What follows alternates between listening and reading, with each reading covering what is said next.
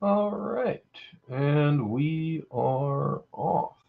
That shouldn't be too crazy. And wow, that fell fast. And we get the 101. All right, this is a great start for the YouTube, I would assume.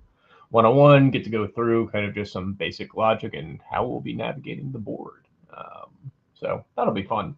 For those that are not aware, my name is Wells Forney, and I should have also made this, except all cookies, probably better in terms of zooming it in more because I feel like this is probably a little bit difficult to view if you are a viewer.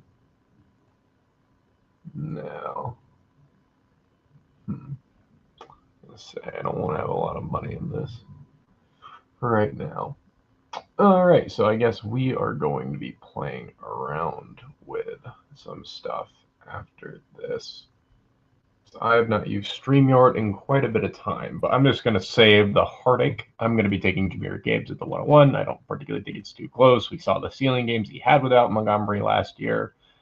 Like, what's to say that he can't do that again? I mean, you have a guy who had 58 fantasy points last year, man, on this format. Multiple, basically 40 bombs as well. I don't know. I don't really think it's ridiculously close when you look at the win totals as well. It should be at minimum 3. I think that Detroit is projected more. I know Atlanta's 7.5. I want to say Detroit's 10.5 or 11.5. So much prefer that side. Just a lot, basically everything that you're looking for. If we want to do the whole regression thing, I think you can definitely make a case for that. But it's like all the variables are pointing towards like Gibbs being the technical correct play, and I'm surprised he's not the 101 already. But that is where I will go in my Yapology journey. So we will take him, and then yeah, I don't think that's particularly crazy. So I think the big thing that's sticking out to me about the board, I like it freaks me out because I see my thing is in red here. I'm like, oh wait, did I miss my pick? And it's like, no, you did not. All right, Jameer Gibbs off the board, nice and easy.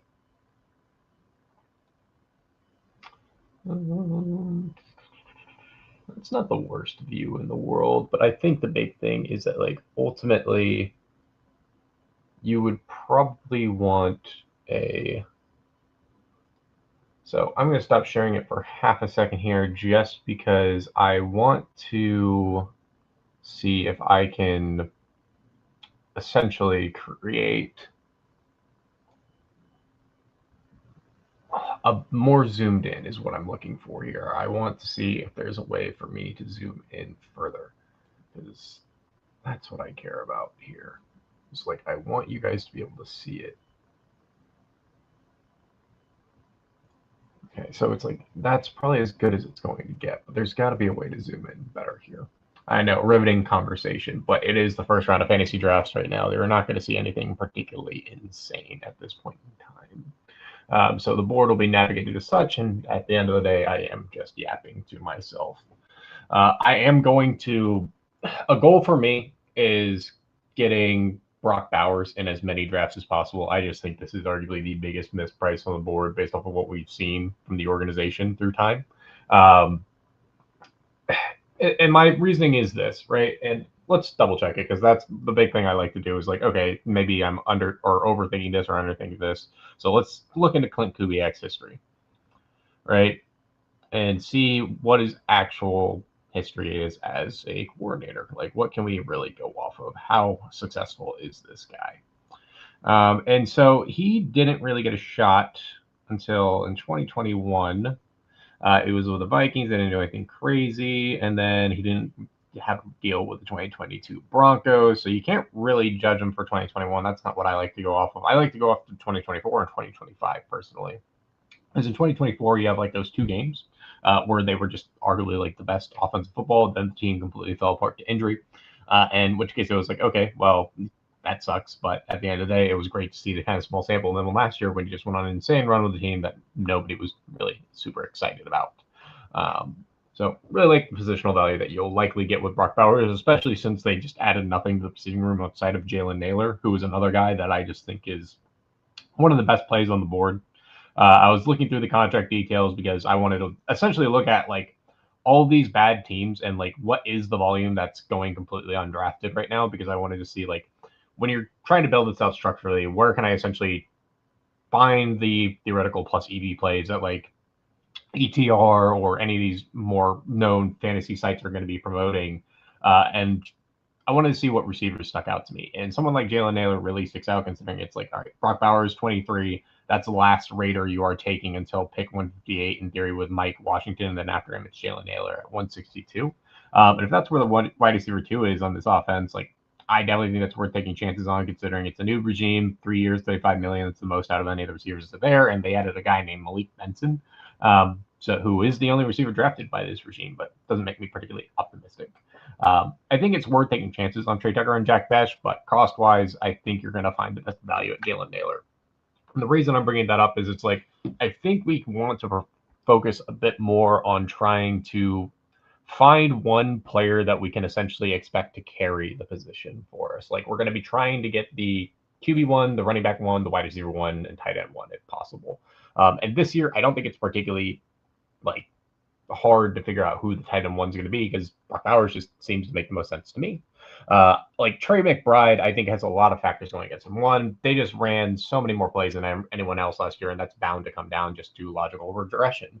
When you think about the actual like logistics of how their season is probably going to go, it's probably going to end up being Carson Beck starting at the end of the year, which could end up ultimately favoring someone like Trey McBride.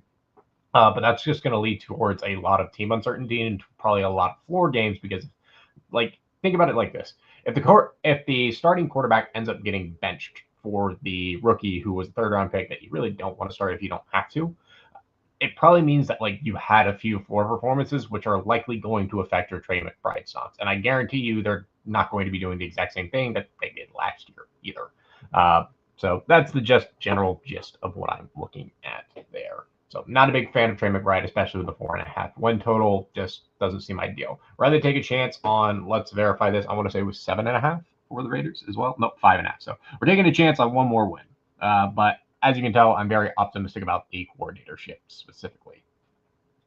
And I think we have a lot of backstacks that we can kind of buy into for really cheap. And you'll be playing with a pocket passer regardless, which I really like for cheap receiving value. It means you're going to get more pass attempts a game. So it's like, I really like the Dolphins in theory for backstacks, because it's like everybody's free right now.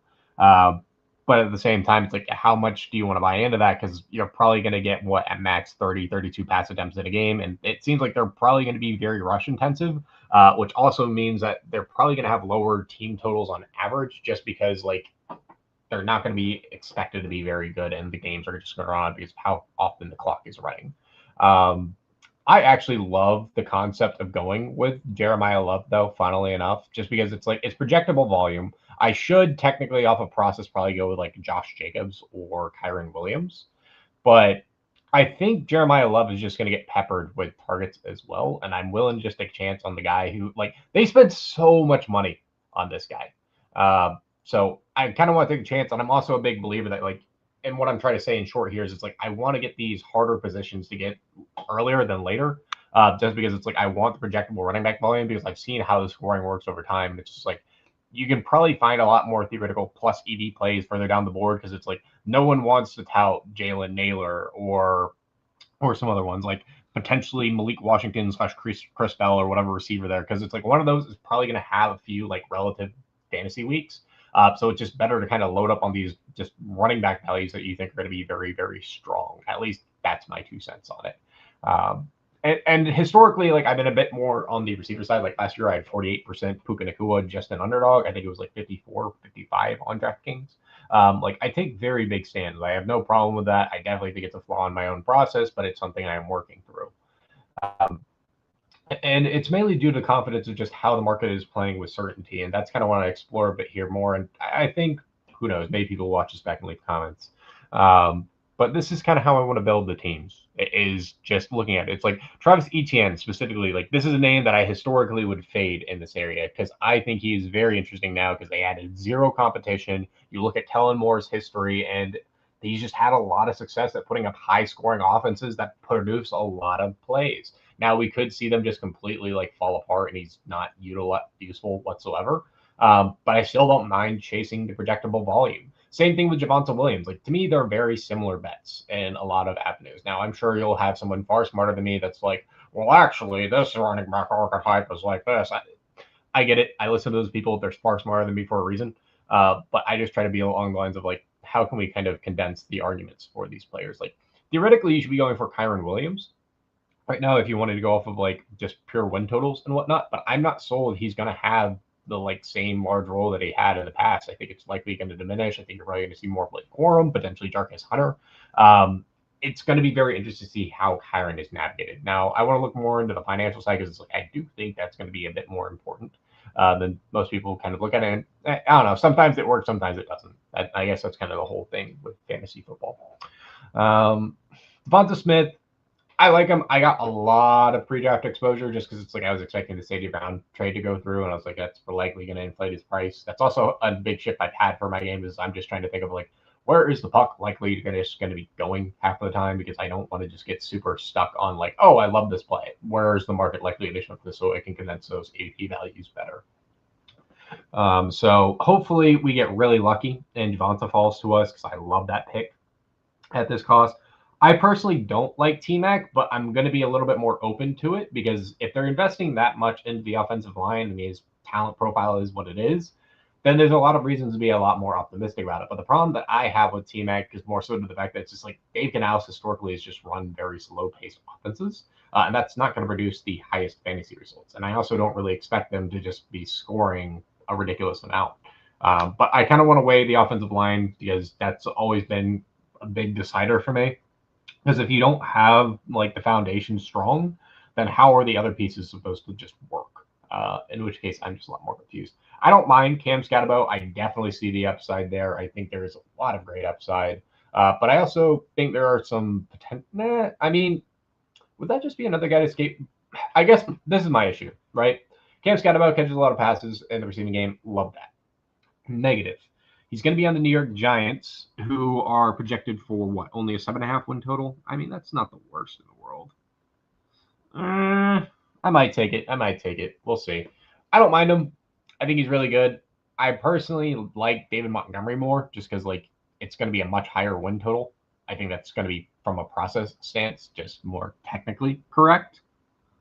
Let's go down to the Texans here in my little cheat sheet that I created. We are at a 9.5 win total. So just going off that, you get 2 more wins, which means I got to figure out what the technical math probably is. But the big thing that I saw from the ball knowers was that the defense didn't lose anything, and it essentially got better with how we navigated the draft. So if that's the case, then that probably means that our run game could potentially be more efficient, considering, I don't know, what's his name?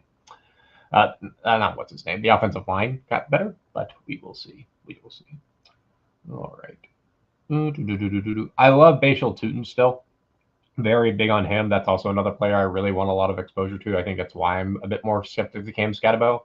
And the reason I'm like a lot more of someone like Tutin is because I like getting Chris Rodriguez later as well, because I like getting both sides of that coin. All right. So, did David Montgomery just go off the board? Lovely. So I really like Luther Burden as well. I think he's got a lot of great ceiling this year. But at the same time, I don't really want to be buying receivers just yet, to be completely transparent with you. But I'm going to force myself to buy one. Just because from a process stance, I probably need one technically here, right? And then I'm going to go ahead and take Monsieur Tutin because I am a very big Tutin slab. If it's my first draft, I'm going to take guys that I have a little bit more optimism with. The problem with the Bears for me is I see how they're kind of priced collectively, and it gives me concern because just like you have 5 players I think in the top 50 picks here or something like that. Maybe it's reduced now because you have Roma Dunze. Yeah, they're starting to fall, so it's still a lot though. Like 1, 2. Then you had at least Luther, Colston, so 4 picks, and then Caleb's probably fallen down to 65. Yeah. So 5 players inside the top 7, it gives me a lot of room for concern with how we're pricing it from a market standpoint. But at the same time, like using the wisdom of the crowd itself, that could also lead us to believe that there probably is a guaranteed smash. Based from a process standpoint, I don't think it's Colston Loveland. I think JJ Zachariason did a great job and basically outlined the blueprint of like, you need the wide receiver 1 to be past pick 50 or 60 realistically to kind of really lean into the tight ends. And when you see how they're actually grouped when you do that, you're just like, oh, this actually makes so much sense. So that is another way I like to navigate the tight ends. It's part of why Brock Powers is such a strong pick. Like the literal wide receiver one, theoretically, on that team that they signed would be Jalen Naylor at pick 162. In which case, like that's a very strong back stack as well. And that's why I don't really like taking a bunch of receivers early. But it's like I need to be able to find an appropriate balance. And I think that's the hard part I've been having in the past is finding this appropriate balance of taking the players in various spots. So I'm really trying to find the almost perfect structure because I know how to be generally accurate on the players. It's more of the structure aspect of it now that I need to get better because I just didn't buy like last year. I was so in on Tootin and J.K. Dobbins that I was just like, well, if we're going to be right, let's be 100% right instead of just being like, you know what, let's suck it up. Let's take some Travis Etienne. Let's take a lot more J.K. Dobbins. And that would have helped my advance rates drastically. And so that's something I kind of want to lean a little bit more into from a process standpoint this year. So it's like normally I would never take a guy like Jadarian Price, but I mean, this is a guy who's likely going to continue rising for one. And two, like another one would be like Chris Rodriguez, but I really just don't like taking the chance of being wrong if I can. I want to kind of play both sides of it because I think Tootin's a great pick, but I've also seen him get injured a few times, and that's something I kind of want to account for. And a lot of these running backs I've noticed up here, like I obviously want to just kind of say the market's just getting wiser in the terms of like projectable volumes. Not safer, but like I think you're just going to feel a bit more at ease with it. I also do not like how the quarterbacks are being priced. That's something that I am specifically trying to work through at this point in time. Like Jaden Daniels is a very interesting play because it's like if you talk to any person who's a theoretical ball knower, they'll be like Jaden Daniels is like an absolute smash. The price discrepancy makes no sense. 7.5 win total though.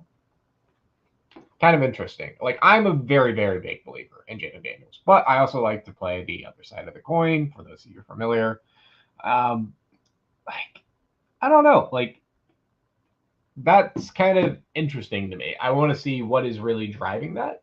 But 7.5 win total for a team that like we all are kind of obsessed with and is banging. Interesting. Caleb Williams, I don't mind it. I definitely see why because how we're pricing everything. It kind of makes sense. But I just remember I was making a whole case for CJ Stroud one year as a bit of Texas homer. And all the players were priced inside the top 50. I'm like, he's about to have like a Peyton Manning type season with how we're pricing it. I should have realized what I was saying in hindsight. Like that sounds so ridiculous to say for a guy in year two. But it is what it is. So that's something I kind of want to look out for a bit more. So it's like Jalen Hurts. I mean, you're getting how many more wins? The tush push hasn't been banned. Consistently high fantasy score for the most part. I definitely think there's some external variables that we need to look into a bit more. But I mean, he's only 3 picks cheaper. I don't know.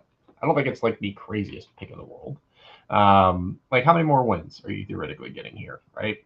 I like to kind of play it off that because it's how I came to the conclusion of being so bullish on Matt Stafford because I remember last year the whole case was just like the Dallas Cowboys are about to go absolutely nuclear. There's no way that they can fail in fantasy, and people are driving up CD out the wazoo. Didn't necessarily disagree with that. Definitely bought a lot more CD towards the end. But I also saw that there was like plenty of ways that could go wrong very quickly. And fortunately, the variance played towards me. Otherwise, I think I would have been very screwed. But that is something I am trying to play through. All right, so where are the Philadelphia Eagles? I'm up in 2 picks. All right, so before I figure out what the Eagles are for continuing this, I like a lot of the receivers in this range, though. I really don't mind it. I like getting a quarterback here just because it makes me feel a lot more confident in just how I am building.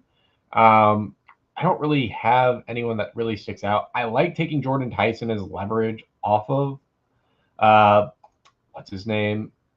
Brain farting here a little bit. Chris Olave. Really like low leverage there. I like having Brian Thomas Jr. I think something that I'm going to force myself to do is try to see if we can get these quarterbacks to fall. Because normally I would really just kind of go get Trevor Lawrence here. But like Trevor Lawrence, Justin Herbert, Kyler Murray, I think I'm very confident one of them is probably a top 5 quarterback in fantasy this year, if not all 3. I think they're priced wrong. There's some of my favorite bets in this range, but I also don't want to get too lost in the sauce about it. Let's see how the rest of the board's playing though so far, and get back to that Philadelphia win total. All right, so Philadelphia win total 10.5 versus 7.5. So 3 more wins in theory. Does not mean that their games will be more competitive or fantasy relevant. That's extremely important. But something worth noting, I like to think at least. RJ Harvey continuing to fall. That's a player that I don't really want to be taking right now just because I want to see how the market reacts to him. I do think I'm going to be just kind of mixing in the Broncos running backs because I think the price range for them is very intriguing. Because historically, I want to say it's like this 8 through 10 range has actually produced a lot of kind of league winners. But I don't mind this start. Jahmyr Gibbs, Jeremiah Love, kind of our 1-2 punch right at there. Brock Bowers to not just be the guy in the tight end room. Luther Burden, potential wide receiver 1, hopefully takes over that Amon St. Brown role, in which case then we are getting a first round player discounted in the 4th round, or we'll see a 5th round player. Bashal Tutin, I'm a very big believer in Liam Cohen. I do raise some questions about James Gladstone and how he's navigating the draft just because like it isn't truly logical. Like, yes, it is good to be bold and just believe in your own opinions and have your convictions and whatnot, but like there is a wisdom to a crowd. Like you don't want to just completely ignore what everyone else is saying. But yeah, Bashal Tutin, I think, is a very real chance to be a top 5 running back in fantasy. And if it's not him, then I think Chris Rodriguez is very well live to be that as well. Jordan Tyson, I really think this is the nut landing spot. Something that we talk about a lot on my page is just the kind of variance that comes with being a top 10 fantasy player and finishing there. When you historically finish inside the top 10, like more often than not, only about like 3 to 4 of the players from that previous season actually stay there from a season-long standpoint. People don't really understand that like that does have a real impact for like fantasy football. Like it is important to find those players that are just season-long winners. So that's what I try to base a lot of this process in. So in short, what I'm trying to say is like if we want to create leverage off of Chris Olave, like Jordan Tyson's not a bad idea. I like taking Brian Thomas Jr. just because like I do think there is upside. I want pieces in this Jacksonville offense. Gonzo clearly does as well. He's got a few players that I particularly like. And I don't mind his draft strategy. He's definitely doing a bit more correlation from what I'm noticing, which is intriguing. But it will be interesting. Yeah, it will be very interesting. But you can kind of get a gist of what I'm looking for. For the most part, I want a high win team total, like, is what I'm looking for, or I'm looking for something inside of a historical pattern of like why that specific build is for success. I'm also a very big believer in just like buying ADP fallers. Like, don't overthink it too much. Like, ADP fallers are a great thing, and they're going to present to you a lot more random value than you would kind of ever appreciate. So I do not mind getting players that fall further down the board. And I kind of want to see like something I'll do at the very early parts of these drafts is I will kind of let the board take some guys I typically like just because I want to see like will that guy fall back to me? Am I too high on them? Like Trevor Lawrence, like am I more optimistic on the market than him this year? Because something I look for is the passing touchdown rate. You didn't get it. You get more mobility with Liam Cohen. So I really like the upside there. I'm a big believer in Jacoby Myers as well. I think the Parker Washington fund's a little bit out of control, but we will see. I think Brian Thomas is just, if we're talking about like ceiling scenarios between him and Lad McConkey, like I'm just going to take the guy who's cheaper still, like especially with a coordinator that I kind of just believe in more. But we will see. We will see. Will be very interesting. I want to know exactly how to navigate the Carolina Panthers backfield. I've been a very big Jonathan Brooks guy this offseason, but the offensive line still gives me pause for concern. Well, not pause for concern. It's something I want to look into more. So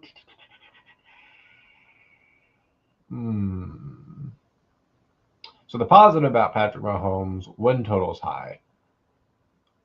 I feel like if I was in another draft, I would be getting screamed at by people smarter than I to take Patrick Mahomes at a fall. So that's what I'm going to do is draft naked Patrick Mahomes. And we'll just watch the world burn with Jackson Dart, or we'll go with Kyler Murray. What are we thinking? Let's put them both in queue real quick and figure out who has the higher win total. That is where we will make our decider.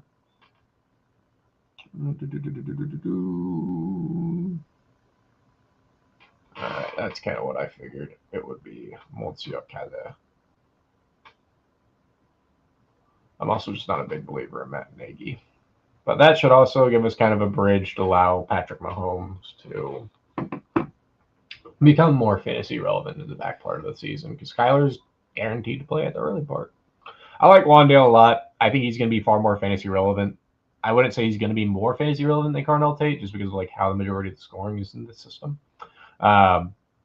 But I would definitely say that I am a lot more interested in Wandale in PPR formats. I think Carnell Tate's going to be a bit overhyped. I've seen it for a few years now with Ohio State receivers. It doesn't mean that they're bad for fantasy. It just doesn't mean that they're going to pay off the cost.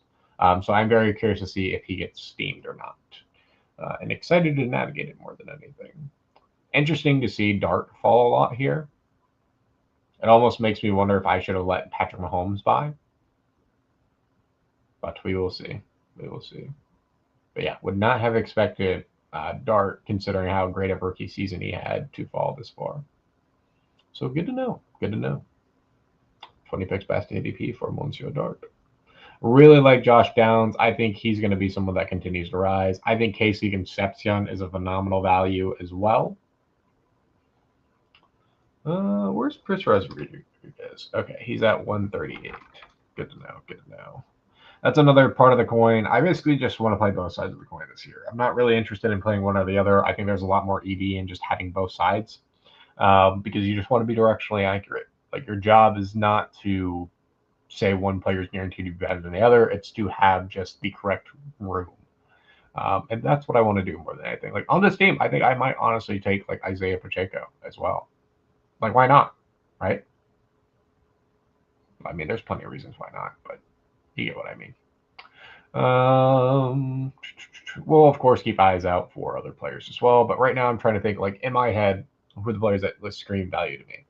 I have two quarterbacks. Realistically, something that I do think I want to do is take one of these late round rookies in each of the drafts, because it's like, well, fundamentally, why would you want to do that, right? Because ultimately you're giving yourself kind of like a really low EV bet. But at the same time, like, you're buying a quarterback that not a lot of people are going to be drafting for one. But two, there's a very real chance that those quarterbacks are going to be starting in the championship weeks. So, like, if they get there, yes, their ceiling is probably like, what, 20 points or something like that. But one, that could be enough to get you out of a pod. But two, what if they do have like one of those insane Drew Lock games? Like, I know a lot of people aren't familiar with like these, but I just remember in DFS, it's something I would do a lot, where it's just like you see these guys who are just absolute zeros. Of course, it's not this one, but he had a game, I want to say it was in New York, that he had like 35 fantasy points or something. You see it happen a lot. It's very odd, especially with these teams that start to give up. But I love Casey Concepcion. I think I should be really interested into Kelsey and Worthy for this team, if I'm being fully transparent, just because, like, I do have Patrick Mahomes. I probably should take in some of the correlation. Normally, I wouldn't really consider Kelsey at this cost, but considering there is no Casey Concepcion, I think I might just do it. And already have an anchor. I think that's the biggest thing for me. It's like I have a very clear anchor. So I'm cool with that. We'll say that Patrick Mahomes is reaching a ceiling season, or he goes off in week 17.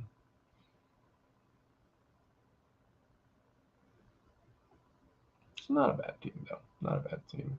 I'm very curious to see how Jeremiah Love does. The rest of the teams get played out.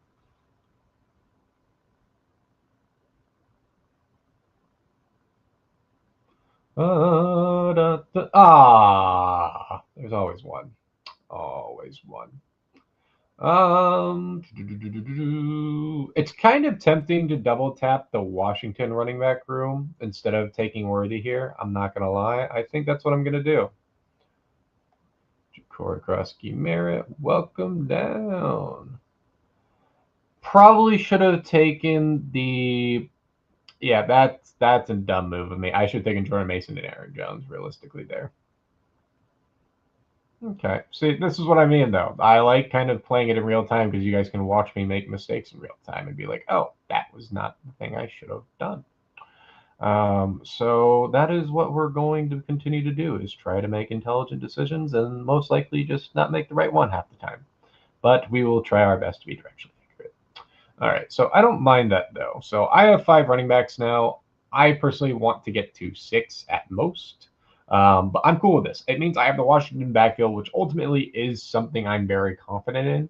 And I'm saying the rookie doesn't matter. That is something that I do think is important to talk about. Like when we are essentially making this kind of bet, is we're saying it's like, yes, we do understand they took a late round rookie and they're not going to matter. I do think this is the one backfield that I'd be a little bit more cautious with. Just it's like Katron Allen was the more effective one out of the 2 running backs coming out of Penn State, but also like the production profile looked terrible. So we will see. We will see, or not production profile, the just metrics that most of these analysts go off of. Still want to get the Bashal Tootin, Chris Rodriguez pairing, just because like I do think it's going to be a bit better. It's going to allow me to cycle here and hopefully have a more consistent flex spot. That's something that I just saw from a lot of these people that do these weekly drafts or whatever, is they're just constantly trying to fill their flex spot with a running back if they can. So that's something that I'm going to be trying to do a bit more as well. Considering that I am seeing a few of these kind of running back pairings late, I kind of want to, in a future draft, because, you know, I'm not going to just do one of these. Well, I might do one today. We will see. I want to buy more of these Minnesota running backs. I want to say that's a running back room that we'll be able to get some free points from because, well, like who is it? It's Aaron Jones and Jordan Mason, right? And we're trying to buy the total. How many wins are we theoretically getting in Minnesota? Con like Minnesota.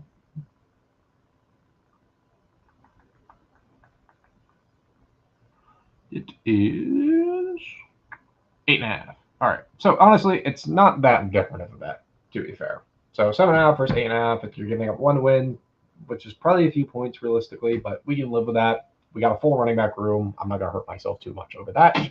But is an important decision to keep in mind once we do some more drafts because, well, good to know. Good to know.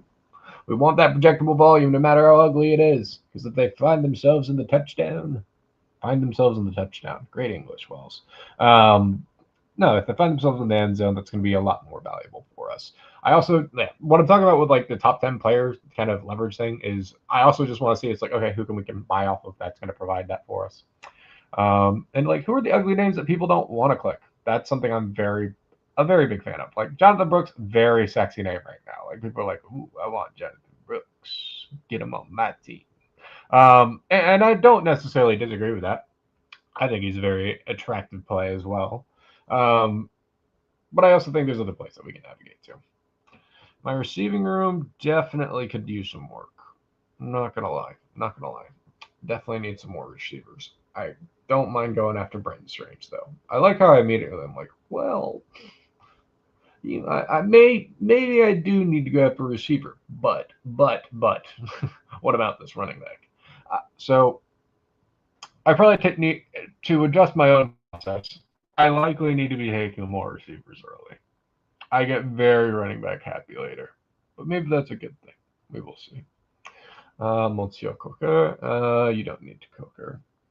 Oh, we didn't get Christian Rodriguez, bastards. Shahid, you have projectable volume. Pacheco, you're not going to be able to replace. I like getting Mendoza just because it's like I like to essentially lock up the bet, if that makes sense. Brenton Strange fits a tight end gap and gives us correlation, but Denzel Boston is a key piece. So we're going to go Mendoza and we're going to go with Denzel Boston because ultimately we need more volume. We can find tight end bets later. Like I love Brenton Strange, but I do think that there is a little bit of question marks with the play when you think about it, right? Because they went out and they got a very productive tight end in that of Tanner Koziel and a blocking tight end in that of whatever the hell his name was that they ever paid for. So I'm very curious to see how that is going to be navigated. Like, could you see Koziel getting year 1 reps? Probably not based off of the capital, but like this clearly was not James Gladstone's not clearly very intelligent with how he navigates draft capital. Like obviously he's far more intelligent than me, given the age and where he's at in his career. But like I just don't think that how he's navigated the two drafts that I've witnessed has been the most intelligent. I do think he surrounded himself with some extremely intelligent people, like Liam Cohen, for example. Um, but just not how I would have navigated the draft. So I'm curious to see kind of how the plays play out. But it does also make me curious, like, how certain should we be on how they're navigating the roster, if that makes sense. And I do think there's a lot more certainty, or maybe not. I think that's why we're seeing a lot of ambiguity with these later Jacksonville prices. So we will see. We will see. Hmm.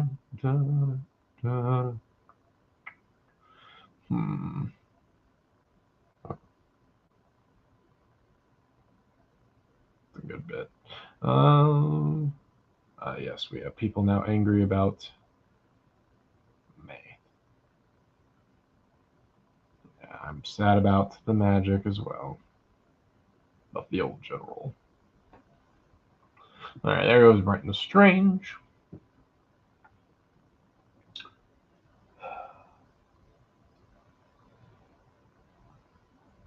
I love to just sit in silence and talk to the void.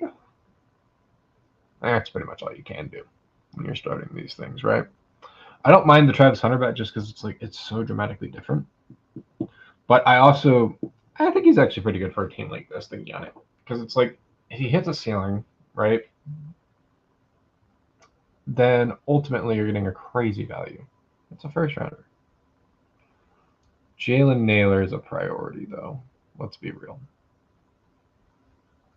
Jerry Jeudy is a no. There's a very clear way how their draft was navigated. I love Tank Dell just because of the cost opportunity you get there. Trey Tucker is interesting. Christian Kirk, I really want to understand more. You're not really getting a lot of, like, you're not getting a massive win when you look at Malik Washington. Antonio Williams is a strong win, in my opinion, and is good correlation. Zachariah Branch is clearly going to have opportunity this year. And it's like, well, why do you think he's guaranteed opportunity this year? Well, there's a lot of places these free agents could still land, right? But ultimately, like, they're declining vets that not a lot of people are going to be super excited about if we're being completely transparent. And let's look specifically for Mr. Branch here. 7.5 win total. He's competing for routes with Jahan Dotson and Olamide Zaccheaus. Kyle Pitts, of course, will have his own role. But yeah, I mean, why not take shots in that sense? Like, you can go after Jahan Dotson if you want. 2 years, $15 million is the one who's got a little bit more money. And I don't mind doing that, but it's also not something that, like, I'm super ecstatic about when I look at the Atlanta Falcons this year, at least right now. I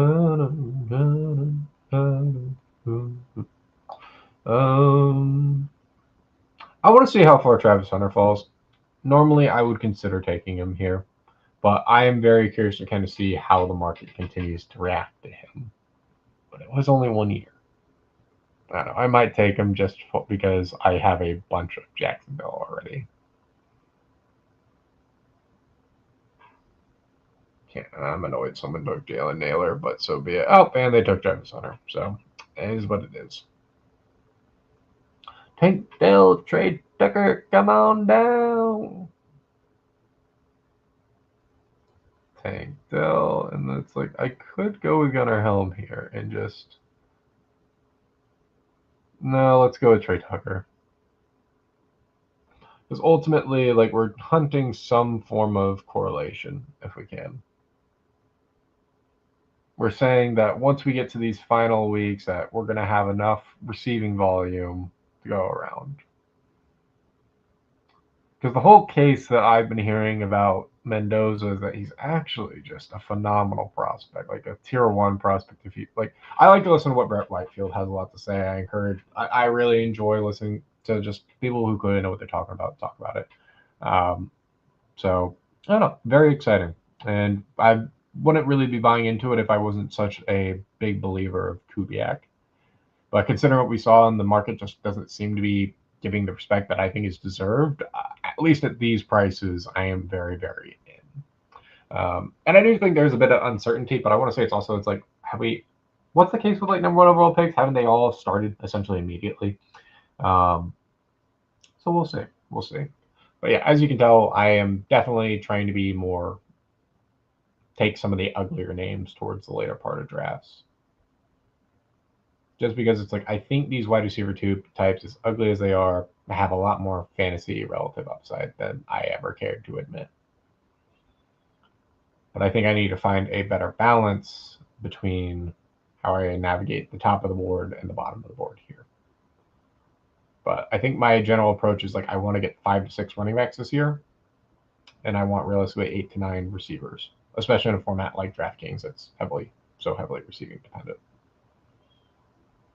Gibbs, Love, Tootin, Sean White, Corey Krosky, Merritt. That's essentially 4 running backs when you think about it, though. I mean, it's not the worst.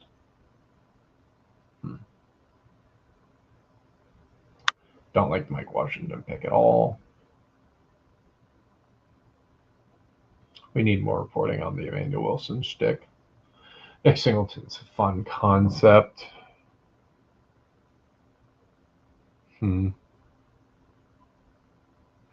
Pat Freiermuth fits the trends, so he's on our board as well. So we've got 4 picks essentially that we want badly. How do we leverage that? So I think Gunnar Helm would be the guy we want first, in theory. Would Greg Dulcich really be of help here? Probably not. Because the thing is, like, that I'm also trying to weigh is, like, I spent so much on this elite tight end that I expect to just be a monster. But at the same time, we know that these guys can have floors. So it's like, I want to be able to advance them in the case a floor does occur. And I don't think the Gunnar Helm bet is good as good as it once was. Based off the current or landscape. It really is going to depend on where Carnell Tate's going to go. Because now it's like he's a third option at best. He's not going to likely be the second option, so it's not as fun of a play. Whereas Dulcich definitely hits a lot of our criteria. So I think we pivot there. I think we hunt Antonio Williams and Pat Freiermuth here. Yeah, that's what I want to do.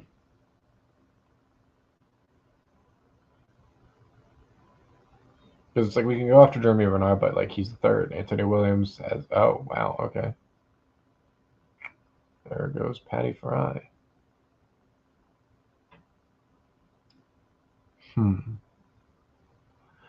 Probably not going to be Darnell Washington. I also don't mind taking David Njoku because I do think he's still going to land somewhere. I'm a very big believer in that. So we will throw that in there, and I don't mind the risk that's affiliated with it.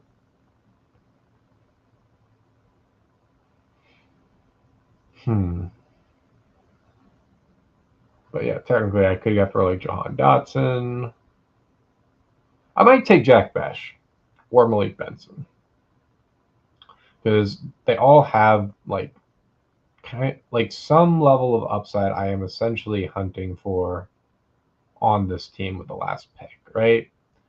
Because ultimately that is what I am trying to extend in a sense. So it's like I have for Mendoza, I have Murray, and I have Mahomes. I don't have another outlet, so I think I'm going to take another outlet for Mendoza here. So that way if he throws a touchdown,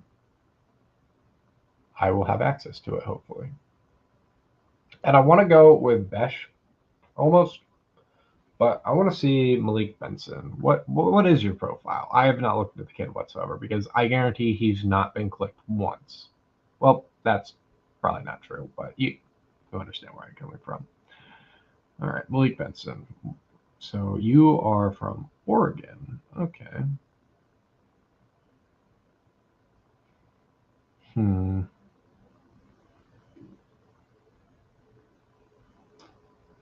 I mean, yeah, he didn't really do anything crazy. He's definitely had some ceiling in games. I think we'll say screw it and take Malik Benson. Like, Jack Besh makes more logical sense to me, but let's see if there's any coach quotes as well.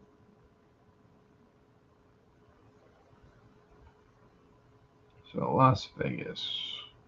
La Vida, Las Vegas. On the development of Jack Besh and Dante Thornton this season. Two guys that have spent a lot of time here in Las Vegas when they could be elsewhere. I see a growth, maturity, and hunger that maybe their rookie year didn't go the way they wanted it. The two guys that are determined to make the most of the opportunity they have in front of them. On versus Besh and Thornton in practice and on film. Let's see here. They're both physically gifted. They're both big, and they work really hard. And it's really important to them. They seek people out. They look for answers, for ways they can get better. They're always trying to learn, and they work their tails off. It means a lot to both of these guys. Stand by guys like that. You want guys like that because you know they're going to get better. I'm like, sit out, blah, blah, blah. He's great scheme face, football junkie, skill sets. All right. So Spytek's one thing, but like ultimately, like I am a lot more interested to see like who does Kubiak talk about at all, if there is anyone.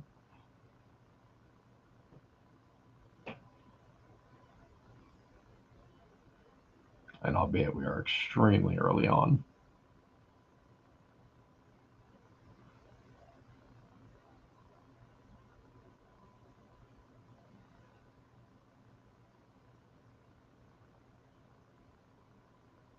All right, so the only player he's talked about since being with the Raiders that's a receiver is Trey Tucker. So I don't know if we really should be dipping our toes in those true ancillaries. Like Skyler Bell's an interesting play because it's like he could be a wide receiver 3, but they're big fans of Khalil Shakir, so it's like I almost feel like Khalil Shakir is being disrespected by the market. But I don't know. I don't know. I think Zachariah Branch is going to have a lot more opportunity than what the fantasy market cares to admit. And if it's not him, it's probably Jahan Dotson. So I think that might be a play I make at the end of this draft, just because it's like I don't want to draft a true zero just yet. And I think one of Branch and Dotson is likely going to be a hit. Well, hit's a strong word in this sense. They'll have good upside. Oh, it's almost tempted to go with like because they took two different receivers in Baltimore to just kind of play that with Sarah and Jacoby Lane because it's like they clearly don't have a lot of confidence with.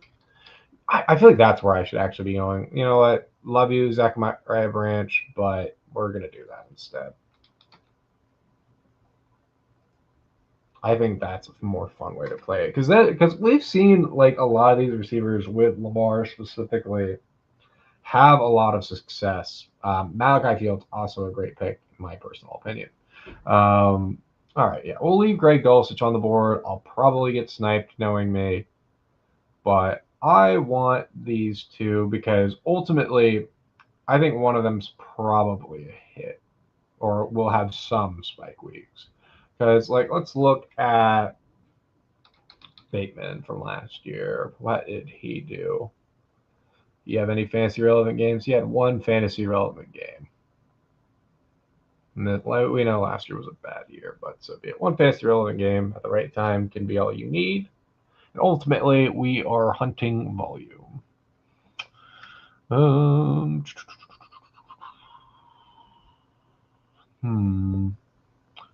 It's like I don't mind Zachariah Branch, but it's like if I can get a much higher win total for a guy that's technically the wide receiver 2, I feel like I should be chasing that. And like, what if Zay Flowers gets hurt, right? Because he was a top 10 receiver last year, so ultimately, like, this probably is the technical correct play. All right. So aside from that, we want a third tight end that we would like to be Dulcich.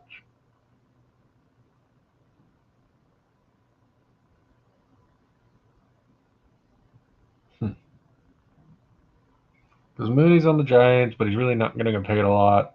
I think Malachi Fields is more likely to probably be the guy that would be the downfield stretcher for them, thinking on it. Reason being is it's like Malachi Fields was, I don't know, he just had a much better kind of up, not up, trying to think how to verbalize this properly. People were a lot more ecstatic with his upside coming out of the Senior Bowl, and I don't know, just seems like a player that people actually like as like a theoretical ball nowhere play. So I think he'll likely be their downfield guy. But we will see. We will see. Um, I think it's between him and Darnell Mooney, and that's something that I want. I don't know, just these wide receiver twos in general. I think there's a lot of upside that I'm not buying into enough. That really should be there.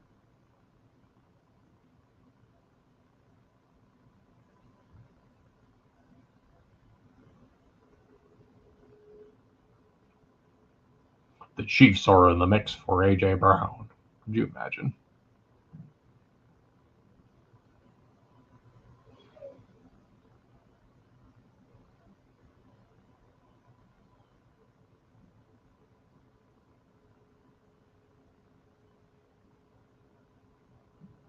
Hmm.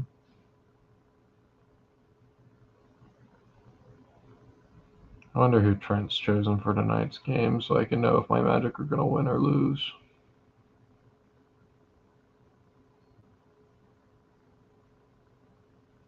Don't see it.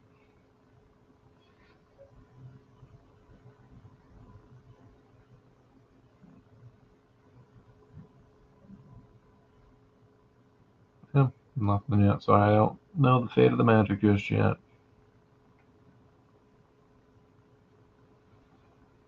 Hmm.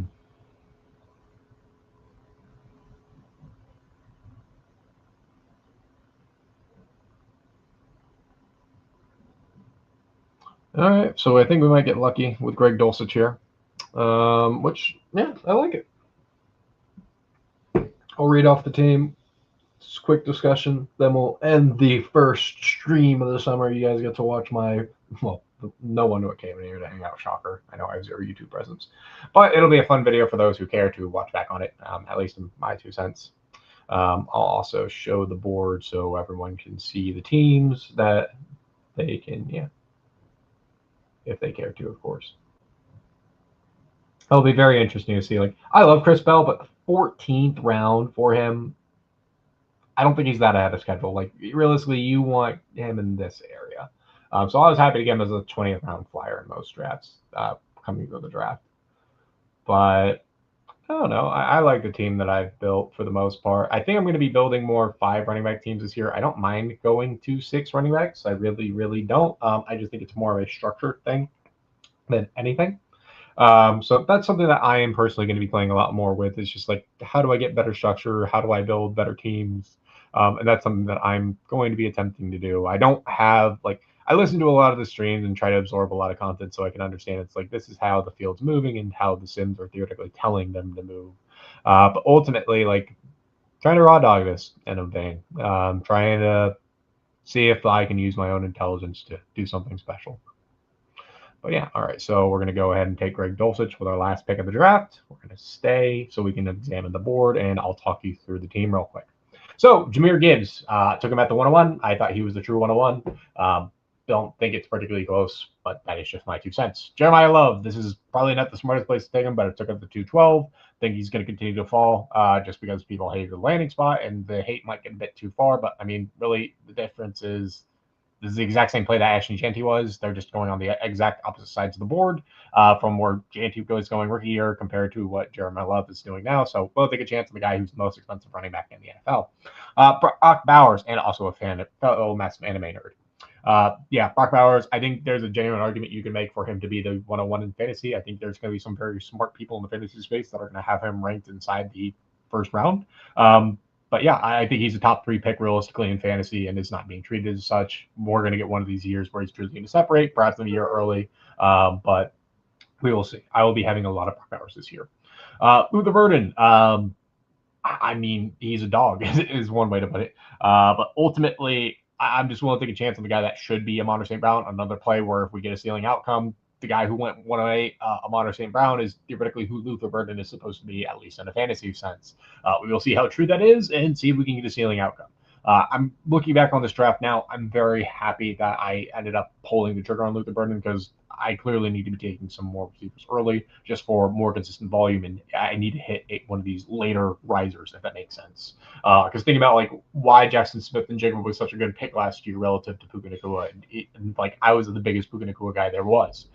It is a cost opportunity game. What you're getting from Jackson Smith and Jigba is far more valuable than what you're getting from Puka in the first round.